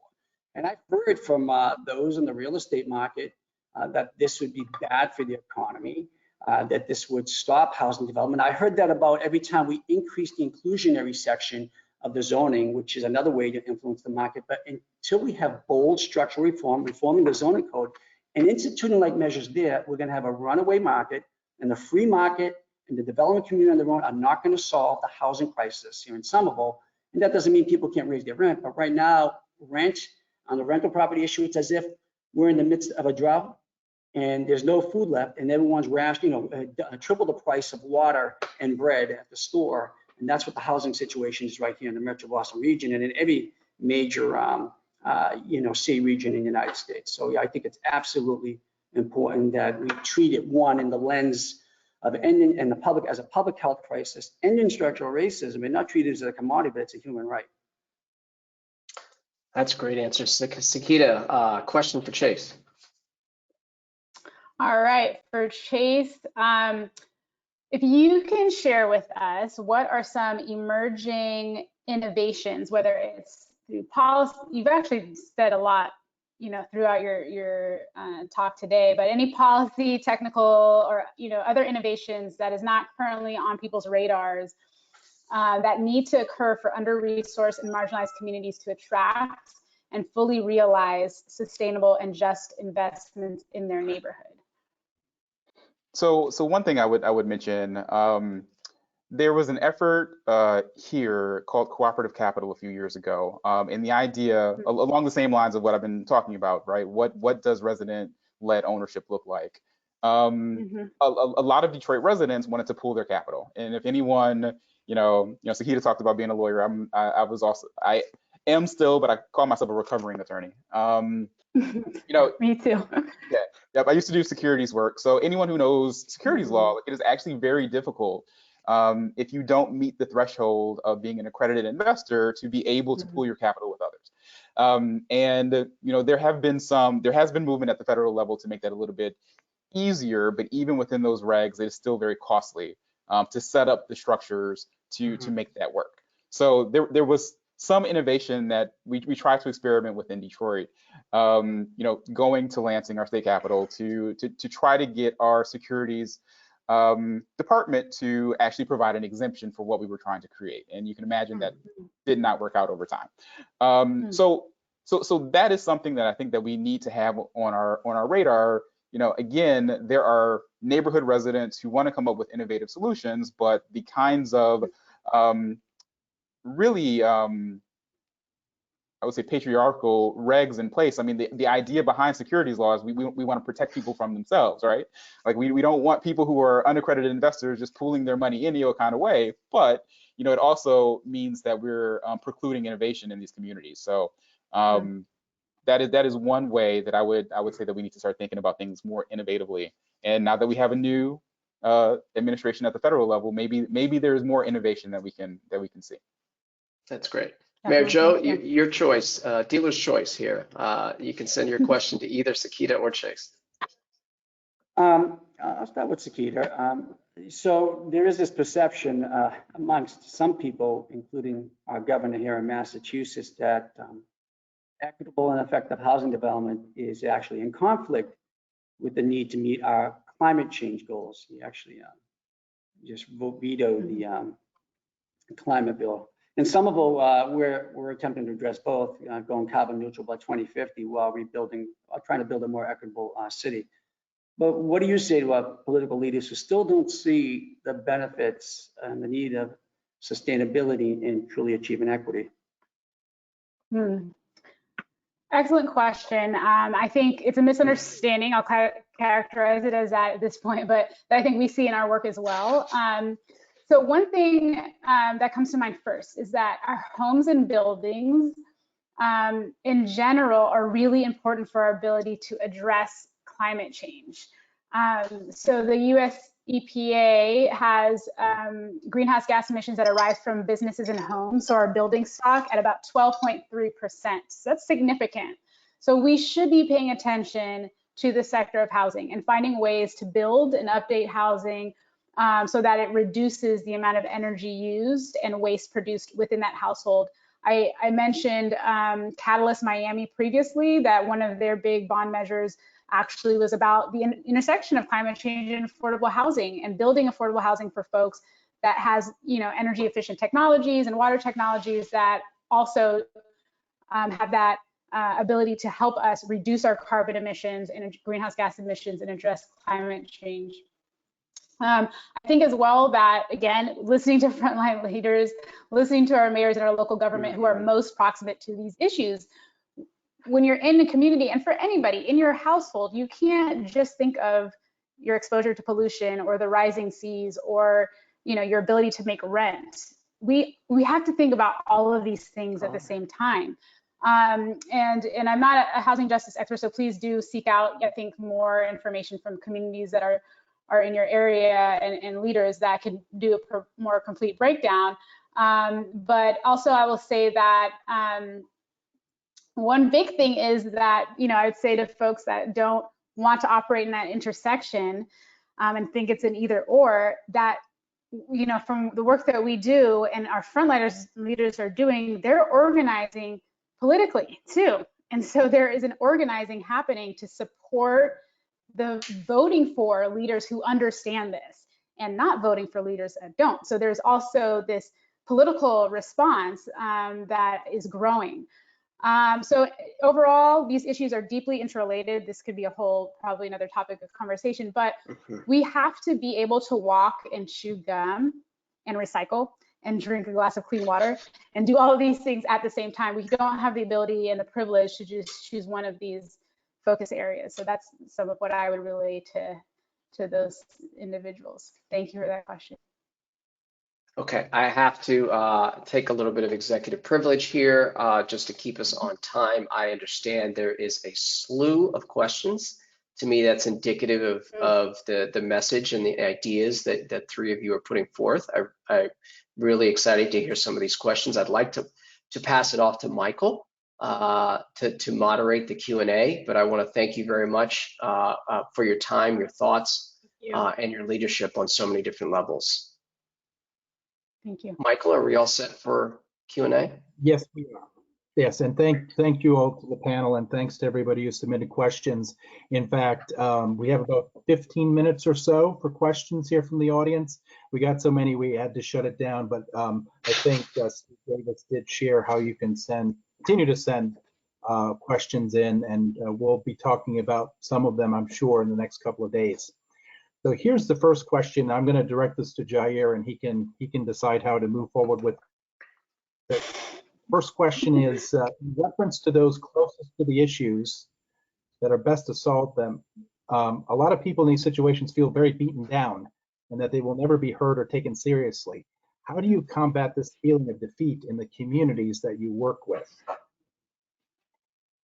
Well, I think I would toss it to Mayor Joe first, because you are often, as a leader, you're probably hearing these stories from residents. As you mentioned earlier, there was a woman that was a constituent of yours that of Haitian descent that felt like she just had to leave the area through displacement. So I'll take privilege and say that Mayor Joseph, if you could answer that, and then we'll try to roll through these questions so that everyone on the panel can respond. But if we've shut down questions, we've got to get through these in 30 seconds. Okay, I'll just say we have to deliver. If we are true to, amplify those voices who have the closest perspective and understand the benefit of that, of creating value and understand, communicating the value of a unified approach from a whole community and the partners we want to seek to unlock that opportunity, and we have to deliver on it. If we don't, we're going to lose trust and credibility. And I'll say I've learned a lot from that,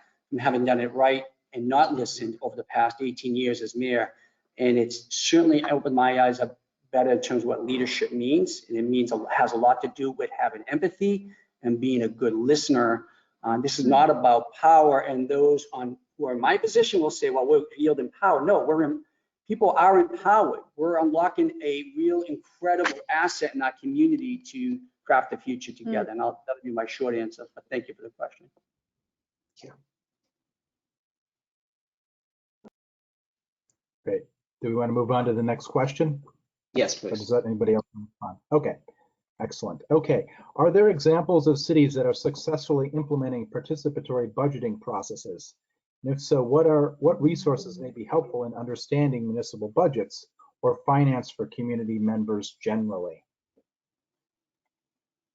I believe, Chase, you mentioned that, but either Chase or Sakita, I think there are plenty of examples around the city, but I think both of you would have a shot at this one. I'll jump in quickly. So I believe that two examples specifically of outcome budgeting, but also participatory, are Baltimore and Seattle. But in terms of resources and understanding, every municipality's budget system is different. So it really is being or advocating for your city to be proactive and actually educating the public about how the budget process works in that particular municipality. But looking to Baltimore and Seattle as examples of cities that have experimented with it and seem to be having some success. I'm familiar with Vallejo from California, and I think Oakland has tried to do a little bit of this, but I think Baltimore and Seattle are leaders in this space, and Chase's remarks in terms of how we shape this. And I think we talked a little bit about, how you create the space for this. And just one overarching point with these issues, there's all of a sudden we become so risk averse when we start to think about including innovation from Black and Brown immigrant low-income communities. And so in building these systems where we have participation, it's about space, time, resources, doing the outreach, and also creating an environment where there's real access to influencing the budget and changing in potentially significant ways. So it's also an intention, I think, in the beginning. I'm not going to say that I'm going to play mayor, but I think what I find very interesting is that budget offices are typically internally faced, and office of planning offices are externally faced. And if mayors and municipalities can figure out a better balance between the two of those agencies, that alone should be able to unearth and have people be able to voice their opinions. Excellent. Okay. Next question is, what do the panelists think about racial equity impact assessments as a means to desegregate neighborhoods and increase equitable access to opportunity? As real estate developers, are you afraid of cities that have adopted racial equity impact assessments, and would it discourage you from working in a city? Mayor Joe, you probably have had are on the receiving end of this type of discussion. I'm not sure if it's been implemented in any of your agencies, including land use. No, it hasn't. More narrowly on that issue, but it's an important lens to look at when we're making these decisions. My reaction to how the real estate or investment community may react, and my concern. Look, we typically receive these types of comments and concerns that, and understandably, the investment and real estate community wants predictability and clarity. We do also, but our goals are based upon our community values and going. And we know equity as means access to the same opportunity I've had and my family has had. And the partners, I'd submit that overall, the real estate investment community has embraced that here. Honestly, if your business model and your ROI and your risk assessment doesn't allow for you to factor that in, I don't think there's a place for you in our community. I am not concerned about what that means to the future development and growth of this city because it's growing. I'm more concerned about who's going to be here when I'm gone. And just to add to that, from a practitioner perspective, predictability and certainty is always the most important thing. And so if there is a new bold vision for a new city on how to make it more equitable, As long as the rules of the road are laid out, you will likely, and a city is growing, you will continue to get investment. I don't think it's a problem.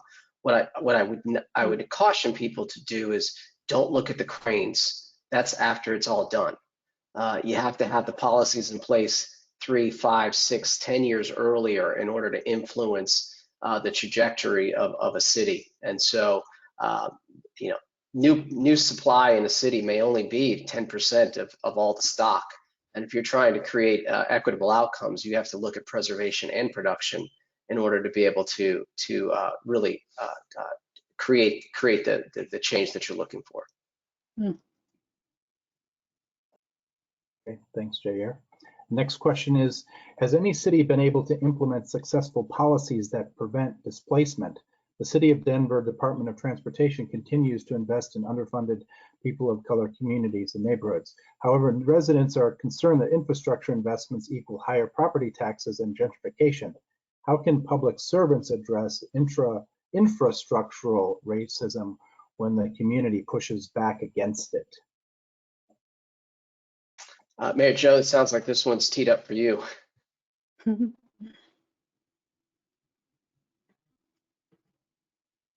For decades to get a light rail expansion to our community. It's on the Mass Bay Transportation Authority system, MBTA. It's called the Green Line. We're getting several new stops, and we had the first stop in 27 years opened up here in the community in the Commonwealth several years ago. Now, make no mistake, yeah, with transit infrastructure and the right planning and envisioning and zoning, you unlock the investment you envision as a community. Unchecked, you do have displacement. Those cases are well documented. So, but the question is, and the challenge is not to do that, because we're doing it in Somerville, not just unlock growth, but the catalyst for that was environmental justice. We have hundreds of thousands of cars that come through our community every day because of highway systems that came in. Somerville in the mid-50s, for some context, had just short of 20 rail and trolley stops. They got all taken away, and they said, here comes the highways. Through those many underserved neighborhoods, and the health consequences have been well documented, and you see those examples around the country and around the world. The inability for a community to grow its commercial tax base and leave the burden on property owners for investing in the service that the city needs has been well documented, because we're surrounded by man-made infrastructure that doesn't even service us, including trains that come from the affluent suburbs into the inner core of Boston. So as part of the community-driven comprehensive plan Summer Vision, one of our goals were to shift a dynamic where this community was, up until the end of this year, only 20% of the communities within a half-mile walking or biking distance to a transit node. It will shift to 80%. But with that comes the incentive to invest, and we want that. Part of our goal, the community is driven, is what are the communities, the neighborhoods we're going to preserve, enhance, and transform. We need to make sure that we continue to address transit inequity, which we're doing, environmental justice, which this is achieving. But in doing so, adopt the policies that are bold to stop displacement. And even though we've done great things around zoning and some of the other programs I mentioned, we need a major structural change around the base zoning code here in the Commonwealth, and the ability to invest in affordable housing. I'm going to end here, because when we talk about budgets, I will tell you every state is different. Chase has mentioned this as well, in every municipality. There are many rules in the Commonwealth's Constitution that allows us to help individuals, even though it meets a municipal purpose. It has to be the very interpretation of a public purpose. And so I'll tell you, there are many examples in Massachusetts which really questions whether we're true to when we call ourselves the most progressive state in the Republic. I'd love to add a little bit to this. I think it's a great question, and I love learning, Mayor Joe, about these examples in Somerville. I think I'm still searching for all of these good examples. I will mention one of our grantee partners, Push Buffalo, in upstate New York, has been leading in this space, I think. So 15 years ago, the community came together from the West Side, largely refugee, Black descendants, partnered with working class white people to buy up abandoned properties and lots. And I'm sure there was a mix of philanthropy and maybe some government funds in this, right? So I don't know the nuances of that, but that's a good question. but they put ownership into a community land trust. And so that land trust now includes more than 100 plots. It's mixing with affordable housing, commercial properties for small business growth, grew a workforce and economic development plans. So we haven't talked much about workforce development, but that's another piece.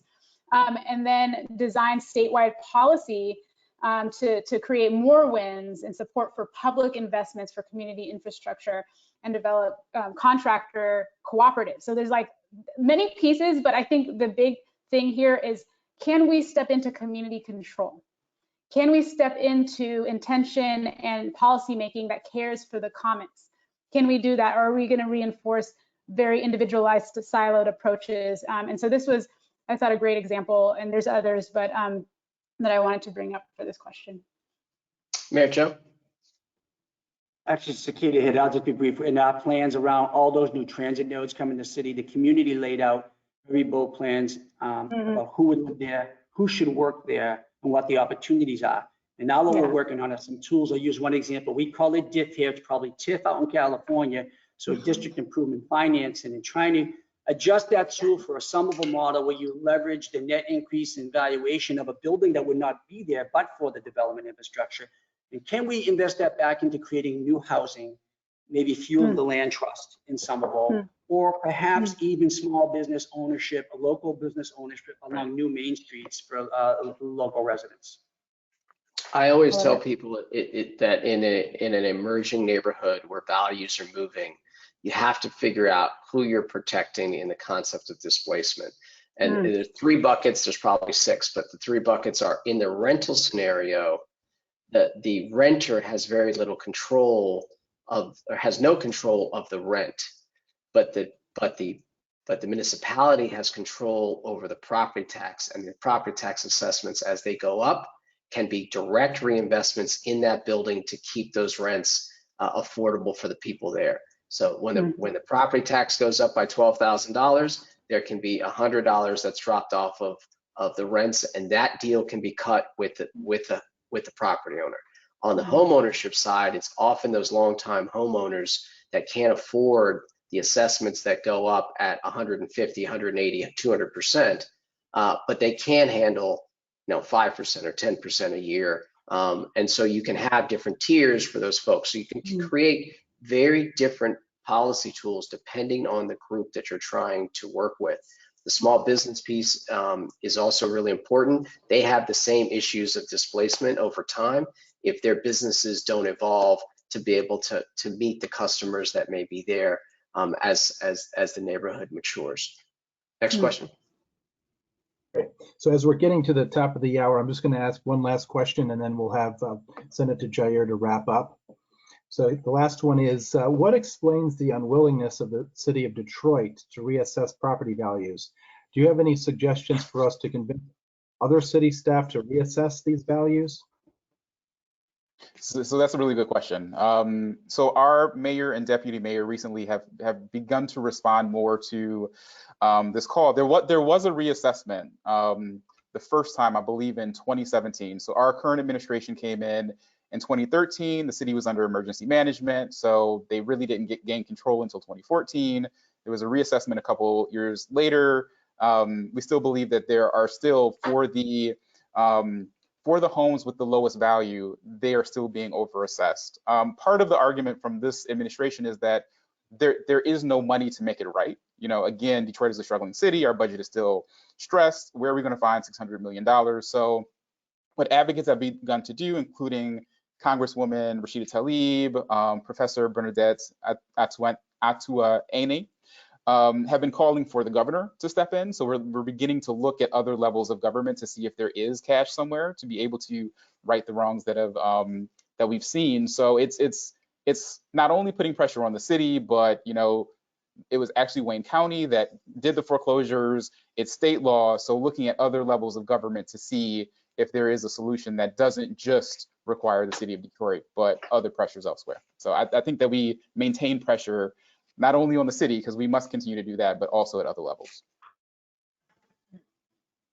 Great.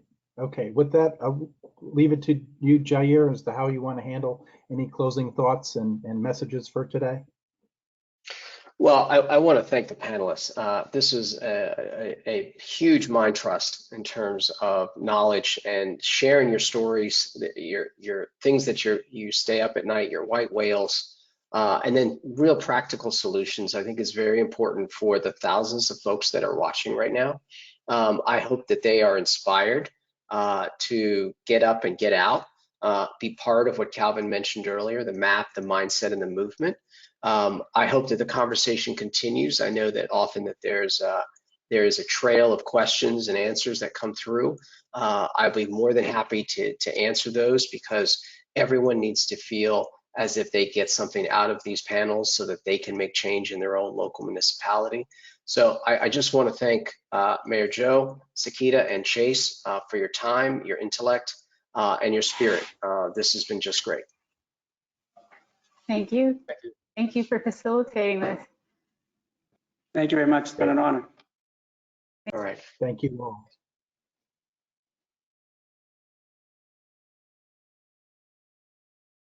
With this, we're going to close today's webinar. Thanks to those of you who have provided some input about the AICP credit.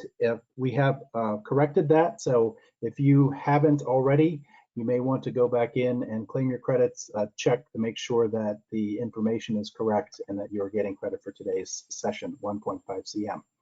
With that, we're nearly done with the first day of Smart Growth America's Equity Summit.